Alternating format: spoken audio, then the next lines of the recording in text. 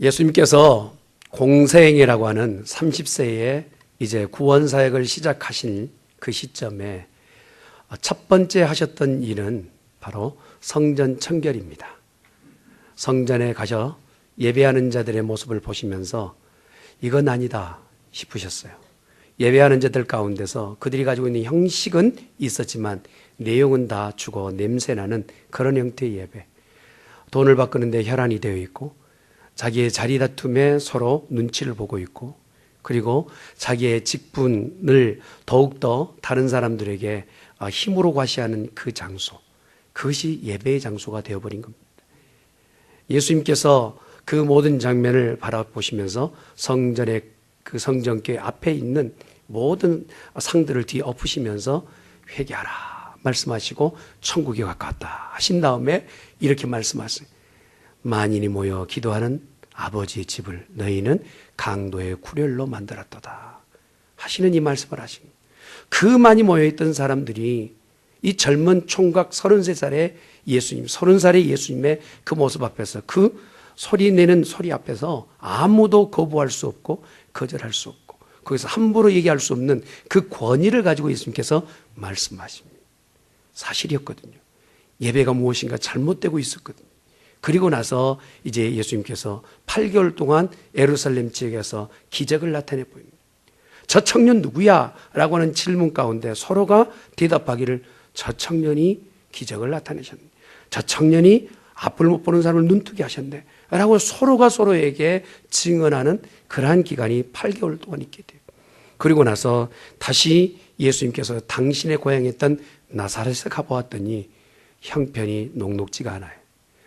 당신을 환영하고 입에서 나오는 말씀을 생명처럼 들을 줄 알았는데 그들은 오히려 예수님을 괄시하고 무시하고 심지어 예수님을 잡아 죽이려 합니다. 더 이상 그곳에 있을 수 없어서 가버나움 지역으로 예수님께서 옮겨가시는 것이 복음서에 기록되어 있는 말씀입니다. 그리고 나서 이제 가버나움에 가셨을 때 예수님께 그 회당에서 안식일 날 말씀을 전하실 때 여러분 이 젊은 사람이 말씀을 전한다는 랍비도 아닌데 말씀을 전하는 독특한 그 현상 아닙니까? 랍비만이 그 당시에 말씀을 전해야 되는데 예수님이 행하신 일들을 이미 소문으로 들었어요.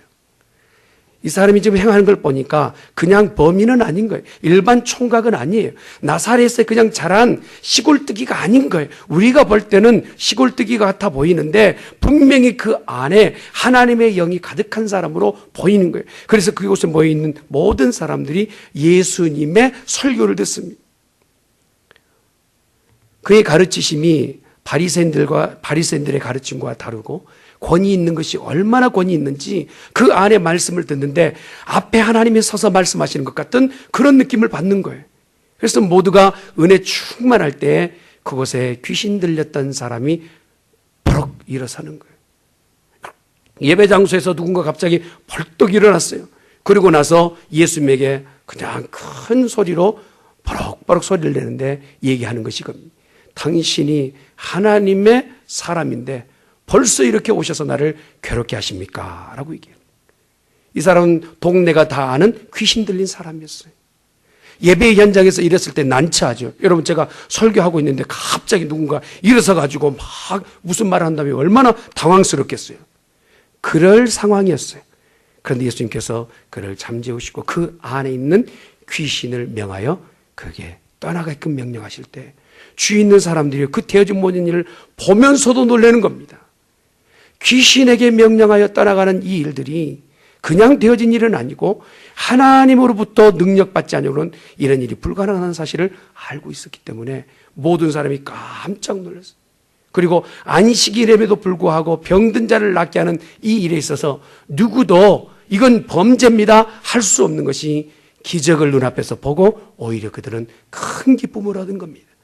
우리 눈앞에 서 계신 분이 하나님으로부터 오셨구나. 이분은 바로 메시아구나 하는 그런 믿음까지 연결되는 그런 찰나에 있게 됐어요. 예배가 다 끝나고 많은 사람들은 자기의 순서를 기다리면서 혹시라도 내 병을 치료해 주실까 하면서 많은 사람들이 기대했던 것 같아요. 그런데 예배 끝나자마자 그 모임 끝나자마자 예수님은 재빠르게 영어 성경에 보니까 immediately 갑작스럽게 예수님은 장소를 옮겨가시는 모습을 봅니다.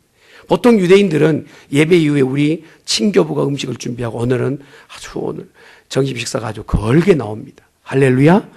이 친교의 모임도 얼마나 중요한지 몰라요. 예수님께서요, 복음을 증거하실 때 3분의 1 이상은 식사하시면서 가르치셨던 거 아십니까? 그만큼요, 친교도 사역이에요.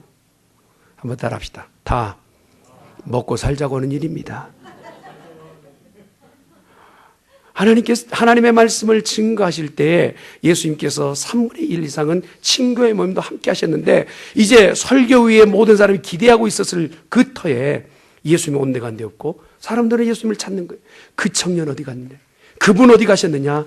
그렇게 찾고 있는 동안에 예수님은 제자들에 의해서 지금 안드레와 베드로의 집으로 가고 계십니다. 그곳에서 반나절, 한 반시간 정도 가는, 한 30분 정도 가는 2마일 거리에 베드로의 집으로 가고 계셨습니다. 베드로의 집에 당도해 보았더니 예수님이 그 보신 장면은 베드로의 장모가 열병으로 누워 있는 거예요. 당시에 열병이라 하면 사실 사람의 의학으로 치료하기 힘든 병이었다고 그래요.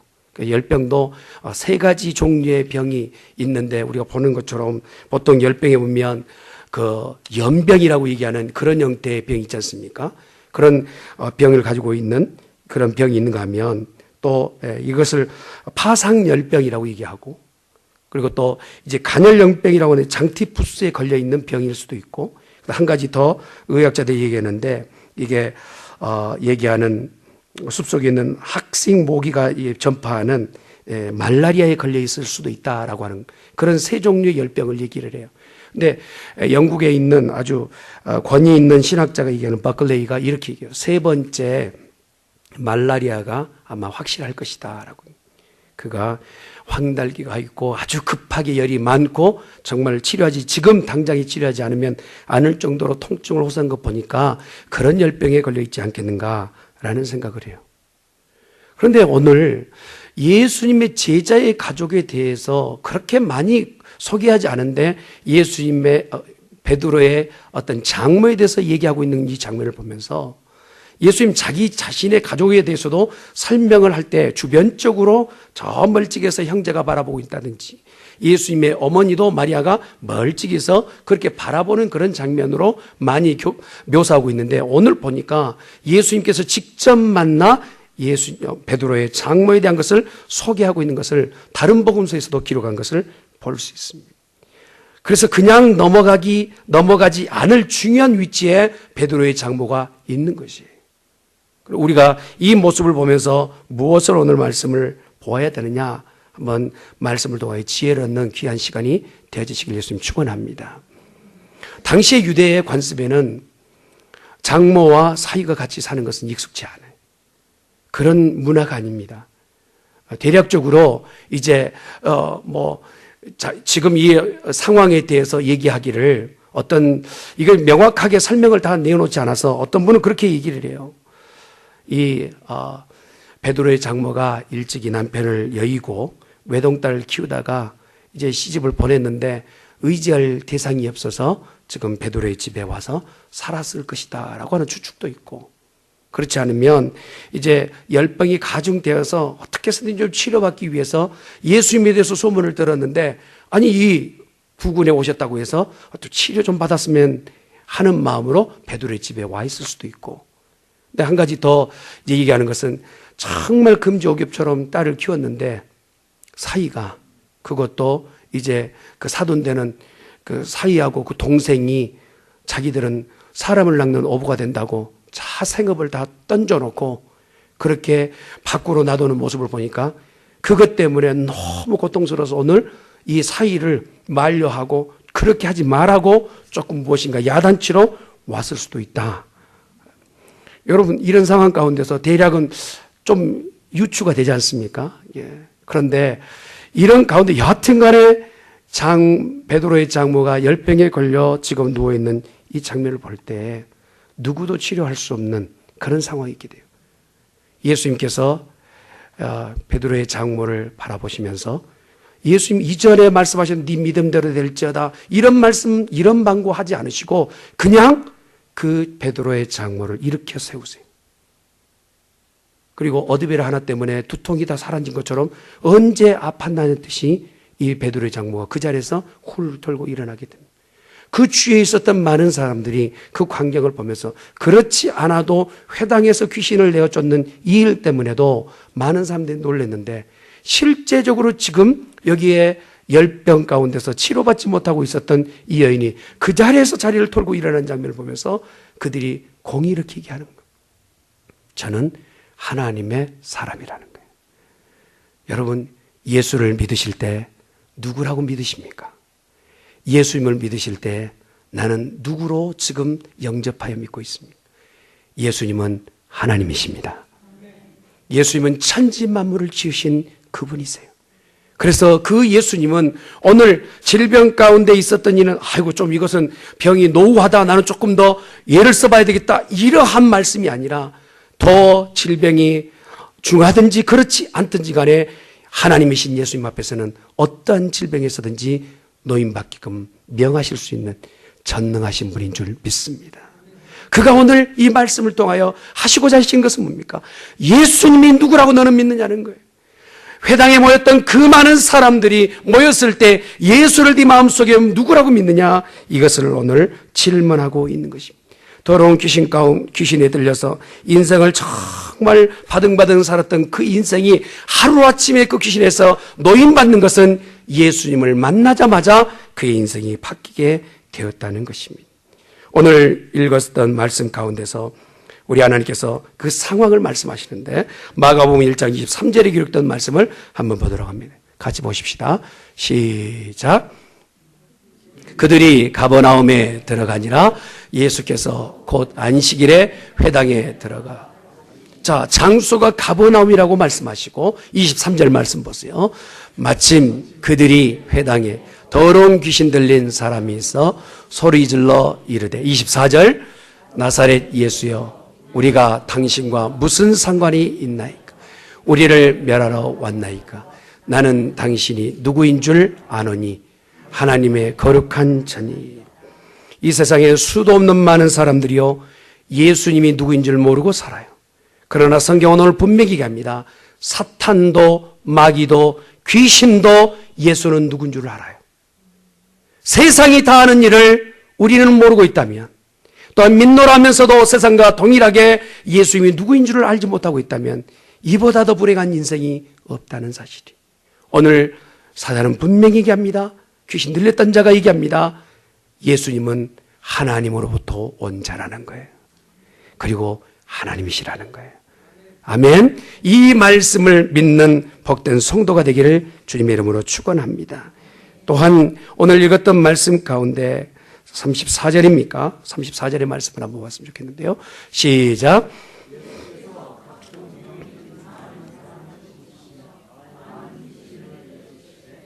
귀신이 자기를 알므로 그 말하는 것을 허락하지.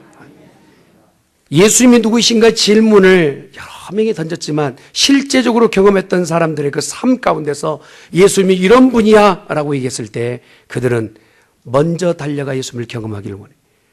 신앙은요, 관념이 아닙니다. 신앙은 생활입니다. 할렐루야. 신앙은 체험이에요. 예수 믿고 내 삶 가운데 체험 있는 성도, 그의 입에서 나오는 말은 능력을 나타내게 되는 것이죠. 기적의 목적이 오늘 보았더니 예수님 자기 자신이 누구인지를 보여주기를 원하시는 거예요. 그리고 예수님이 세상 사람들 가운데서 정말 증거되기를 원하시는 걸 볼 수 있습니다. 30절의 말씀을 한번 보도록 합니다. 시작.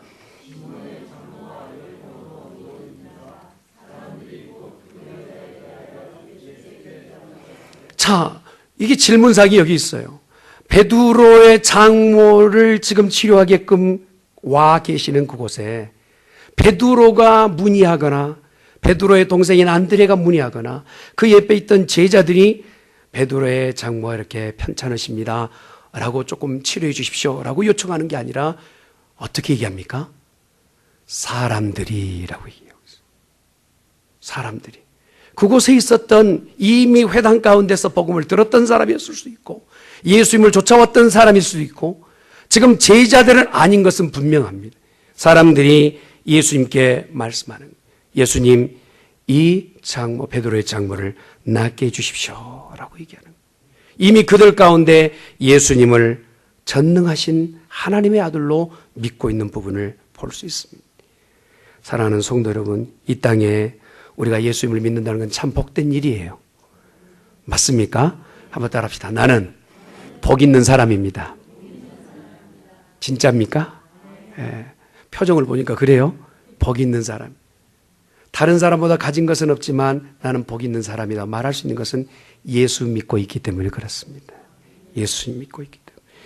예수님이 첫 제자들이었던 그 제자들을 데리고 오늘 기적을 보여주신 이 장면은 명확하게 보라는 거예요. 오늘 이 장소에서 너는 눈을 크게 뜨고 영적인 그 권세를 가지시고 귀신에게도 명령할 수 있고, 또한 질병 가운데서 불치의 병인 열병에 걸려있는 이 베드로의 장모를 치료한 이가 누구인지를 눈을 뜨고 보라는 거예요. 이전의 선지자들이 이런 일을 할 수 있었는지, 그리고 지금 이 일을 행하고 있는 이가 누구인지를 명확히 보라고 얘기하고 있는 것입니다. 예수님이 시몬 장모의 열병을 고치신 이 일은 시몬의 집에 있는 사람들의 믿음을 생생하게 다시 만들고 그들이 흔들릴 그 지경에 다시 한번 올곧게 가질 수 있는 그러한 중요한 시점을 그어주고 계시는 것입니다. 주위에 있는 사람들에게 큰 증거가 되는 이 사건을 펼쳐내시는 거예요. 32절에서 34절에 기록되는 말씀을 한번 같이 보도록 하겠습니다. 시작. 저물어 해질 때 모든 병자와 귀신 들린 자를 온 동네가 그 문 앞에 모였더라. 예수께서 각종 병이 든 많은 사람을 고치시며 많은 귀신을 내어쫓으시니 귀신이 자기를 알므로 그 말하는 것을 허락하지 아니하시니라. 말세가 될수록요, 이렇게 교회 안에서 귀신이라는 이런 얘기를 하게 되면 그건 미신적이다, 거기에는 좀 문제가 있다, 그렇게 볼 때가 많아요. 그러나 성경에 기록되어 있는 모든 말씀이 정확무어한 하나님의 말씀이라면 분명히 오늘 이 일은 있었던 역사의 기록입니다. 할렐루야. 또한 이곳에 앉아있는 모든 우리들에게도 해당하는 일이에요. 혹시 질병 가운데 있는 우리들에게 예수님께서 원하신다면 질병에서 노인받는 역사가 있게 될 줄 믿습니다. 이미 우리에게 말씀하셨어요. 이사야 53장 4절에 기록되는 말씀을 봅니다. 이사야에 기록된 말씀 시작. 그는 멸시를 받아 사람들에게 버림을 받았으며 강고를 많이 겪었으며 질고를 아는 자라. 마치 사람들이 그에게 얼굴을 가리는 것 같이 멸시를 당하였고 우리도 그를 귀히 여기지 아니하였도다. 그는 실로 우리의 질고를 지고 우리의 슬픔을 당하였거늘 우리는 생각하기를 그는 징벌을 받아 하나님께 맞으며 고난을 당한다 하였. 이 땅에 수도 없는 많은 사람들이요, 예수의 죽음과 나의 삶 가운데 연결할 고리가 없는 거예요. 그 유대 청년, 그냥 기껏해서 그냥 넉마주의로 살던 그 청년이 그렇게 2000년 전에 잠깐 반짝였다가 사라진 그 인물로만 기억해요. 그리고 그가 십자가에 못 박혀 죽은 것이 나와는 전혀 상관없는 것으로 인생을 살아갑니다. 정말 그렇습니까? 성경은 오늘 우리에게 예수 그리스도를 나의 죄 때문에 죽은 이로 믿는 이는 영원한 생명을 얻는다는 거예요. 할렐루야. 오늘 혹시라도 질고 가운데 있는 자, 질병 가운데 있는 자, 영적으로 혼미한 가운데 있는 자는요, 기도만 한다면, 예수의 이름으로 기도한다면 오늘 우리를 어렵게 하는 귀신도 떠나가게 될 줄 믿습니다. 저는요 그것을 의심 없이 믿어요. 합동측 목사예요. 그리고 정말 보수적인 교단에서 교육했던 받았던 목사예요. 그러나 성경에 기록되어 있는 말씀이 1.1획도 틀림없음을 믿습니다. 예수의 이름으로 기도하면 우리 안에 있는 악하고 탁한 영적인 권세들이 물러가는 역사가 있게 되는 거예요. 왜요? 주님이 우리를 위해서 해주신 일이 있거든요. 그것이 바로 질고를 이미 다 경험하셨다라고 말해요. 그가 매맞으시고 또한 찢기시고 상하신 그 모든 일 때문에 우리의 질병과 아픔과 고통에서 노인받는 역사를 허락해 주셨다는 거예요. 이사야 선지자는 그래서 너무 답답한 인생들에게 다시 한번 변호하듯 이렇게 말씀합니다. 마태복음 8장 17절 말씀 시작. 이는 선지자 이사야를 통하여 하신 말씀에 우리의 연약한 것을 친히 담당하시고 병을 짊어지셨도다 함을 이루려 하심이더라. 아멘. 사랑하는 성도 여러분, 이 시간 저는 여러분 모두를 위해서 축복하며 기도합니다. 여러분을 어렵게 하고 고통스럽게 하는 질병, 이 시간 떠나가는 역사가 있기를 축원합니다. 예수님 이 세상에 구원하는 일을 하러 오셨을 때요, 수도 없는 많은 사람들이 말씀을 듣고 복음을 들었어요. 질병에서 노인받은 사람들도 있습니다. 그러나 목적은 질병에서 치료받고 귀신이 떠나가는 것이 목적이 아니라는 사실을 놓쳐버렸어요. 진짜 목적은 그러한 일을 통하여서 예수님이 나에게 영원한 평안과 안식을 주시는, 나에게 구원을 주시는 주이심을 믿어야 했다는 것이에요. 요한복음 20장 31절에 기록되는 말씀은 이것입니다. 시작. 오직 이것을 기록하면 너희로 예수께서 하나님의 아들 그리스도이심을 믿게 하려 하며 또 너희로 믿고 그 이름을 힘입어 생명을 얻게 하려 함이니라. 아멘.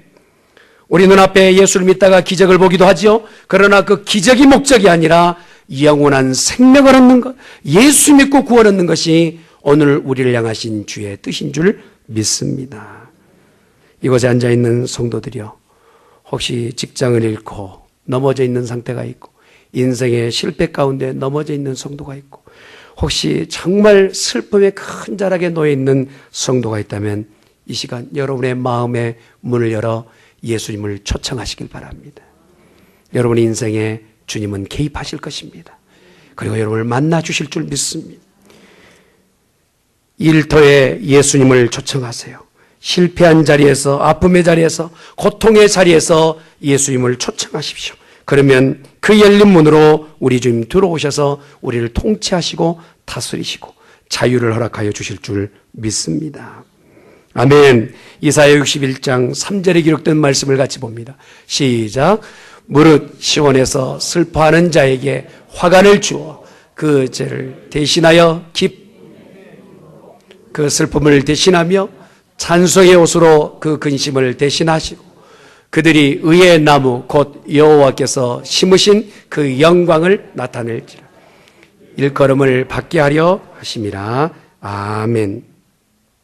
사랑하는 성도 여러분, 베드로가 느닷없이 자기의 집에 손님들을 초대해서 갈 때는 그 가정에서 이제 아직 회당에서 점심도 드시지 않고 가셨을 때는요, 가정은 난리가 났을 거예요. 그렇지 않겠습니까? 보통 남자들이 그래요. 아내한테 미리 귀뜸이나 해주고 몇 명 데리고 간다면 좋잖아요. 그런데 무작정 친구 뒤에서 그냥 쾅쾅 문을 차면서 갑자기 손님이 들어오면 아내들은 참 그때 난색을 표하지 못해요. 그러니까 어떻게 할 줄 몰라는 거예요. 지금 그런 장면이에요.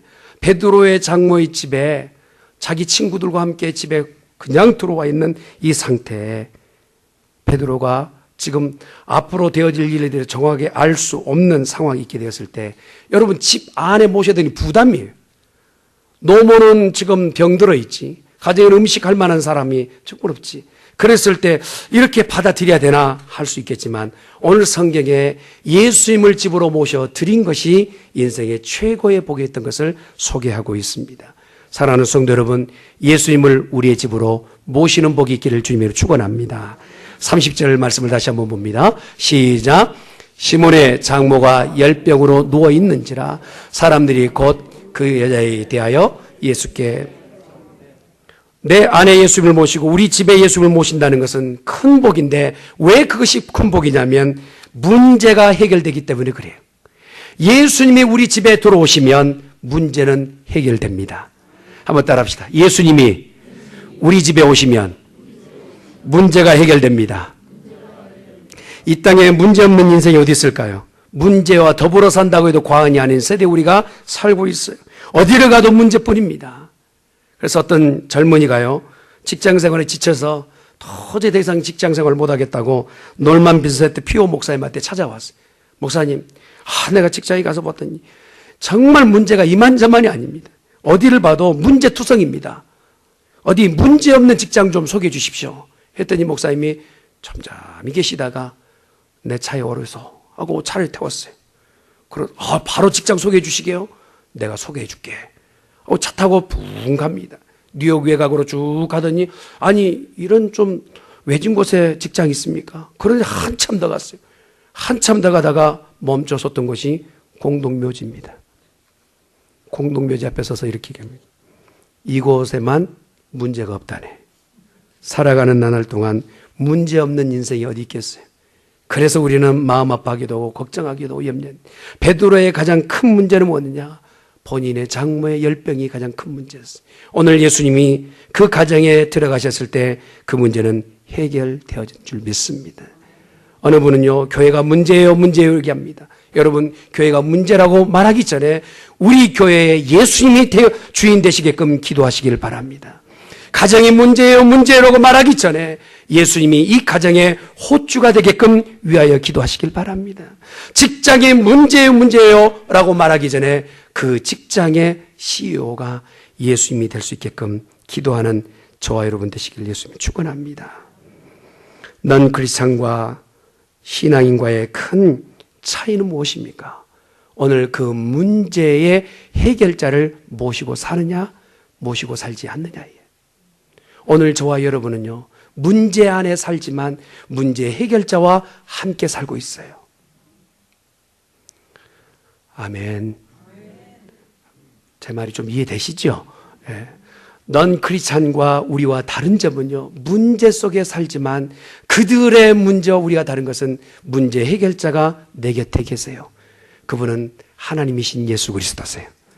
아멘. 그분이 내 인생 가운데 들어오시고 내 집에 들어오시면 이 모든 문제는 해결될 줄 믿습니다. 가장 큰 문제를 겪었던 혼인잔치 한 집이 있어요. 진짜 문제입니다. 혼인잔치에 없어서는 안 될 포도주가 다 떨어졌어요.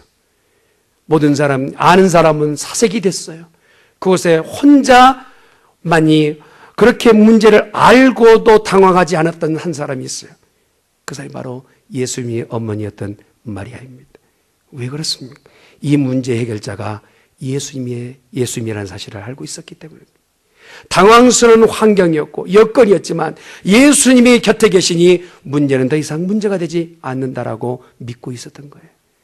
사랑하는 성도 여러분, 우리 또한 문제 속에 살지만 예수님으로 인해서 그 문제를 해결받기를 주님의 이름으로 축원합니다. 또한 예수님이 우리 집에 들어오시는 것 때문에 무엇이 우리 인생이 바뀌냐면 예수님의 사랑을 체험하게 돼요. 한번 따라합시다. 예수님의 사랑을 체험받게 된다. 예수님께서요, 오늘 본문에는 구체적으로 기록하지 않지만 마태복음 8장에 기록되는 말씀을 보면 아주 독특한 단어를 써요. 마태복음 8장 15절에 기록되는 말씀 같이 봅니다. 시작. 그의 손을 만지시니 열병이 떠나가고 여인이 일어나서 예수께 수종도. 자, 병들어 있던 이 여인을 그냥 마가복음에서 이렇게 세웠다고 얘기하고 있는데 마태복음에서는 뭐라고 얘기합니까? 손을 만지셨다라고 해요. 그런데 이 단어가요, 헬라어 원어를 보았더니 힙토마이라는 단어를 썼어요. 힙토마이라는 것은 어떤 의미냐면 그 여인의 모든 사정을 다 알고 어루만져서 위로한다는 거예요. 네가 힘겨운 인생 살았구나. 혼자 이 땅에서 산다는 것, 남편 없이 산다는 것 얼마나 고통스러워. 네가 정말 숱한 많은 그 나날 동안 밤에 홀로 방에 정말 울었던 그 모든 사정 내가 알고 있다라는 그 만짐과 동시에 하나님의 사랑이 이 여인에게 전달된 거예요. 그냥 육신의 질병만 치료된 것이 아니라 예수님께서 손 만지신 그 만짐 동시에 하나님의 사랑이 그 여인의 육신 안으로 깊이 파고 들어오는 거예요. 그걸 경험할 때 이 여인이요, 지금 내가 질병에 치료받지 않아도 괜찮아, 이 놀라운 사랑 한 번도 경험하지 못했던 하나님의 사랑을 거리지 않고 그의 영혼에 가득 채워진 거예요. 이게 복입니다. 할렐루야. 사랑하는 성도 여러분, 오늘 예수님이 여러분의 가정에 들어가시길 원한다면 여러분의 가정의 집의 문을 활짝 열어 예수님을 모시는 복이 있기를 주님의 이름으로 축원합니다. 여기서 만진다는 이 의미가 그거예요. 섬세하게 아주 그냥 깊은 것까지 네 사정 다 한다라는 그 표현을 오늘 하시면서 만자 그곳에 일으켜 세워 주고 계십니다.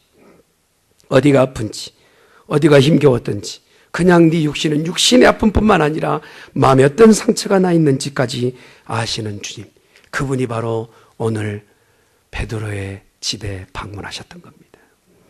한 가지 더 우리가 보면 한번 따라합시다. 예수님이 우리 집에 오시면 우리는 주님을 섬기는 자가 됩니다. 여러분, 오래 가지 않았어요. 베드로의 장모가 그 자리에서 벌떡 일어나서 오늘 보았던 말씀을 보십시오. 31절 말씀 보세요.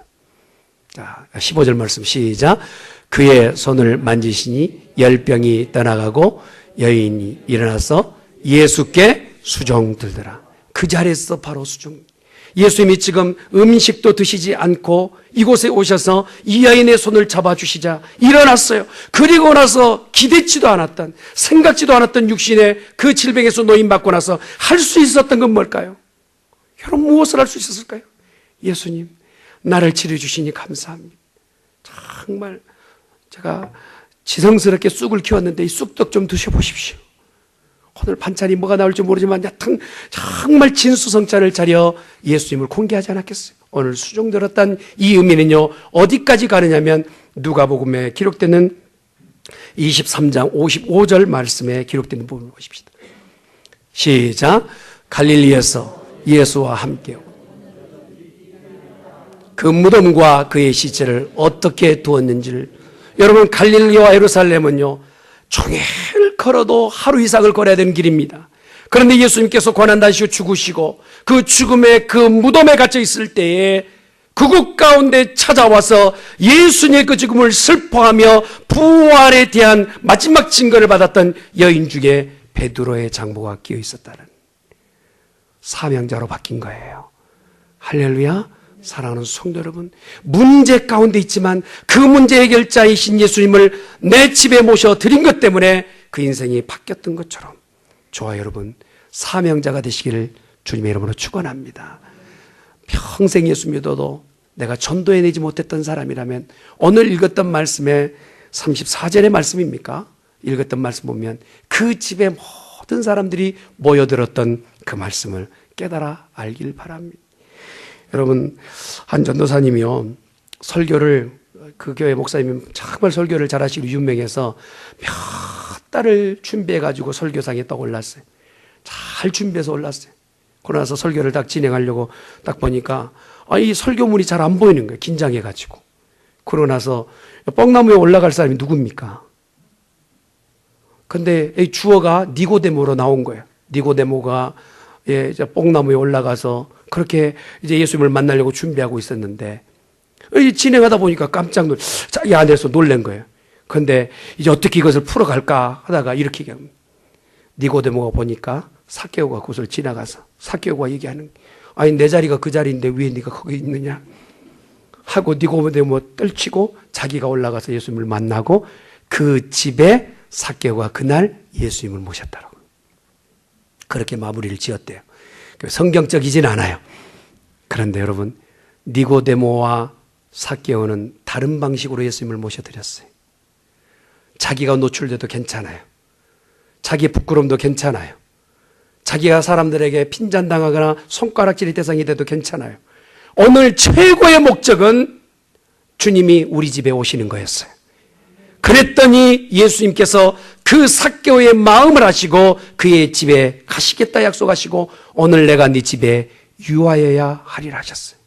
그러나 니고데모는요, 예수님을 찾아오는 것조차도 사람들의 눈치를 봐야 하고 또한 주위에 있는 사람이 혹시라도 알아볼까 봐 밤에 으슥한 곳에 누구도 보지 않는 곳에 예수님 계신 곳에 찾아갔던 인생. 여러분, 예수님을 믿더라도 자신만만하게 모든 사람이 보듯 내 집에 문을 열어 예수님을 모시고 인생의 성공자가 되는 우리 중앙교회 성도가 되시기를 예수님의 이름으로 축원합니다.